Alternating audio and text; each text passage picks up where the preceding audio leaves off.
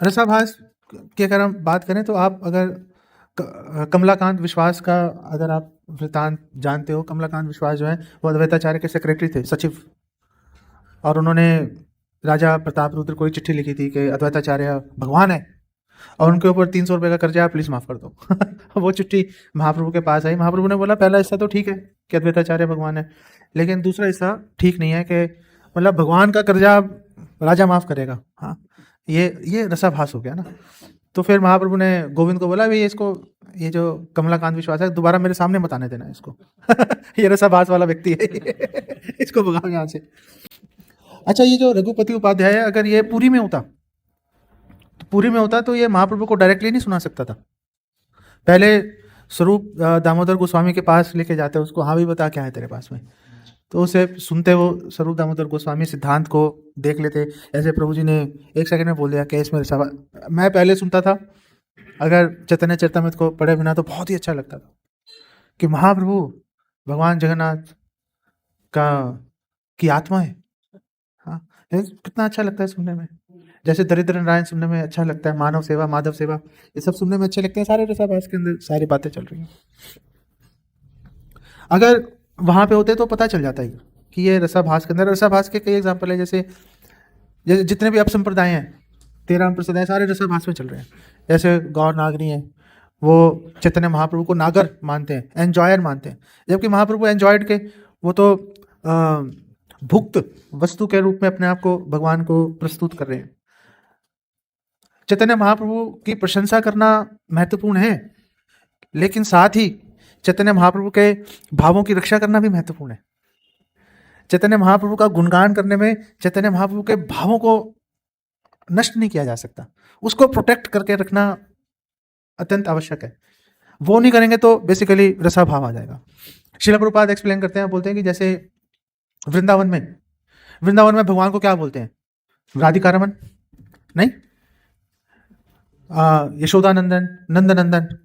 लेकिन वृंदावन में कोई रुक्मिणी रमन नहीं बोलता। रुक्मिणी रमन में कोई प्रॉब्लम है? कोई प्रॉब्लम नहीं है, लेकिन वृंदावन में नहीं चलेगा। वृंदावन में कोई वसुदेव नंदन, देवकी नंदन नहीं बोलता, कोई भी नहीं, कोई प्रॉब्लम नहीं है उसमें। लेकिन वहां पे वो रस एप्रोप्रिएट बैठ नहीं रहा, उचित नहीं है वहां पर वो रस। और श्रील प्रभुपाद बोलते हैं ये रसाभास है कि आपने वृंदावन गए, वृंदावन में आप भगवान कृष्ण को आप बोल रहे हो कि रुक्मिणी रमन, और बात जम नहीं रही उसके अंदर, नहीं, बात जम नहीं रही, प्रॉब्लम नहीं है रुक्मिणी रमन में, लेकिन वहां पे वो रसाभास का जो है संकेत देखा। वो कृष्णदास कविराज गोस्वामी बोल रहे हैं कि रसाभास है यदि सिद्धांत विरोध, कि रसाभास से क्या होता है, सिद्धांत में विरोध आ जाता है। सही ते ना पारे प्रभु, अब महाप्रभु उसको सह नहीं पाते, मने है क्रोध, मन में गुस्सा आ जाता है। अब हम चैतन्य महाप्रभु को गुस्सा आखिर क्यों ही दिलवाएंगे हम, वो सवाल है। तो ये जो श्लोक हमने शुरुआत में बोला था कि चैतन्य महाप्रभु जगन्नाथ, भगवान जगन्नाथ के शरीर की आत्मा है, तो ये बात कहाँ से आई थी कि श्री भगवान आचार्य हैं, वो एक बंगाली ब्राह्मण को लेके आए थे, पुरी में थे, वो पुरी में उनको लेके आए। उन्होंने बोला ये बड़ा अच्छा कविताएं, ये श्लोक बोलता है बड़े अच्छे, तो महाप्रभु को सुनानी है। अब महाप्रभु को सुनानी है तो पहले स्वरूप दामोदर गोस्वामी के पास जाना पड़ेगा, नहीं? तो स्वरूप दामोदर गोस्वामी के पास लाए, तो भगवान आचार्य ने बोला स्वरूप दामोदर गोस्वामी को आप प्लीज सुन लो। तो स्वरूप दामोदर गोस्वामी ने बोला आप तो परम उदार गोप हो, आप कुछ भी सुन लेते हो। भगवान आचार्य को बोला कि आप तो गोप हो, परम उदार, आप कुछ भी सुन लेते हो, हम नहीं सुन सकते हर चीज। एक सिद्धांत होना चाहिए ना, सिद्धांत से बात चलेगी। अब पता नहीं ये क्या है, कोई अकम्प्लिश्ड हो, कोई मतलब पहले भक्तों के समाज में एक पता हो इसके बारे में कि हाँ भाई ये बंदा ऐसी बात करता है, तो फिर उसको आगे बढ़ने का मौका दिया जाएगा, नहीं? जैसे हम भी देखते हैं कि भक्त धीरे धीरे प्रोग्रेस करता है ना। अचानक किसी को पकड़ के उठा के ले आओ और उसको व्यास आसन पे बिठा दो, वो सब ऐसे अंदेशा है कि उल्टा सीधा भी बोल सकता है वो। तो वो आया, तो उन्होंने बोला नहीं आप प्लीज सुन लो। तो स्वरूप दामोदर गोस्वामी ने बोला ओके सुना दो, तो ये वाला उन्होंने सुनाया। तो और वो सुनाने के बाद में उन्होंने पूछा अच्छा आपको कैसा लगा? ये श्लोक आपको कैसा लगा? तो अब स्वरूप दामोदर गोस्वामी बोल रहे हैं अरे मूर्ख, आप नार कैला सर्वनाश, मूर्ख तूने सर्वनाश कर लिया अपना। हाँ, दुहिता ईश्वर है तो और ना ही को विश्वास, तुझे विश्वास ही नहीं है कि दोनों भगवान है।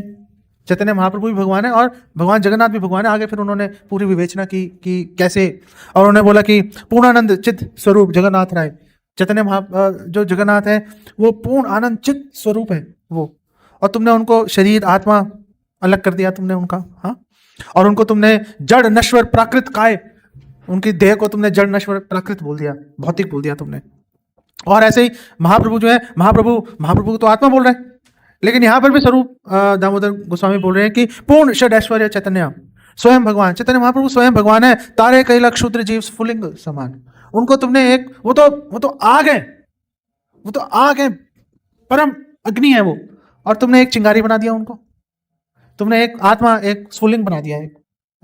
ये कोई बात हुई? और फिर उन्होंने तीसरा दोष निकाला कि तुमने भगवान जगन्नाथ के शरीर और आत्मा में भेद कर दिया, तुमने भेद कर दिया तुमने कि शरीर अलग है आत्मा अलग है। तो उन्होंने बोला क्या तुम इसको लेके आ गए? ये श्रील प्रभुपाद एक्सप्लेन कर रहे हैं कि ये बेसिकली ऐसी बातें रसाभास होती हैं जहाँ पे सिद्धांत पे वो बात खरी नहीं ठहरती। भक्ति रसामृत सिंधु में रूपा गोस्वामी इसके ऊपर चर्चा करते हैं, और रूपा गोस्वामी बोलते हैं कि एक साधारण सी माता जी भक्त हैं, उन्होंने भगवान कृष्ण के सामने किया और उन्होंने भगवान कृष्ण को प्रार्थना की, और उन्होंने बोला कि मैं जानती हूँ मेरा जो ये शरीर है ये हाड़ मांस का, खून अस्थि मज्जा का बना हुआ है मेरा शरीर, और ये कभी आपको सुख नहीं दे सकता मेरा शरीर, बट फिर भी मैं आपसे इतनी आकर्षित हूँ आपकी सुंदरता से कि मेरी ऐसी इच्छा है कि आप मुझे अपनी प्रेमिका के रूप में आप मुझे स्वीकार करें। तो रूपा गोस्वामी बोल रहे हैं कि ये जो भावनाएं व्यक्त की वो भक्त ने, माता जी ने, वो घृणा और माधुर्य दोनों को आपस में मिलाने की कोशिश कर रहे हैं। तो रसाभास आ गया, और रसाभास से भगवान को सुख नहीं मिलेगा, सुनने वाले को सुख नहीं मिलेगा।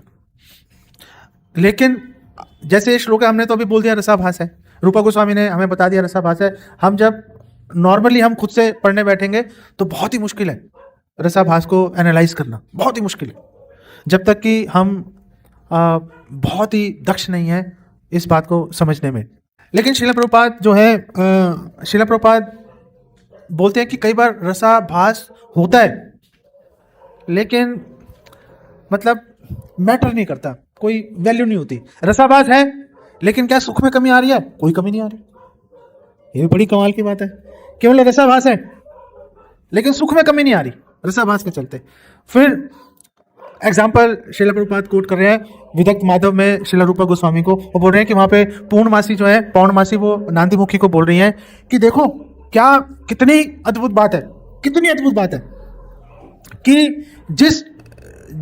कि कृष्ण पर इतने साधु महात्मा पूरा ध्यान लगाकर उनके चरण कमलों को, कि हमारा ध्यान फिक्स हो जाए कृष्ण के चरण कमलों पे, पूरा ध्यान लगा रहे हैं, सारे संसार को छोड़कर, संसार को त्याग कर।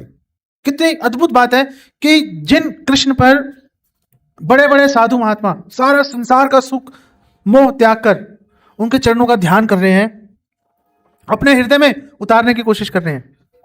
और ये गोपी को देखो, ये लड़की को देखो, ये लड़की है, ये अपना ध्यान कृष्ण से खींचना चाहती है।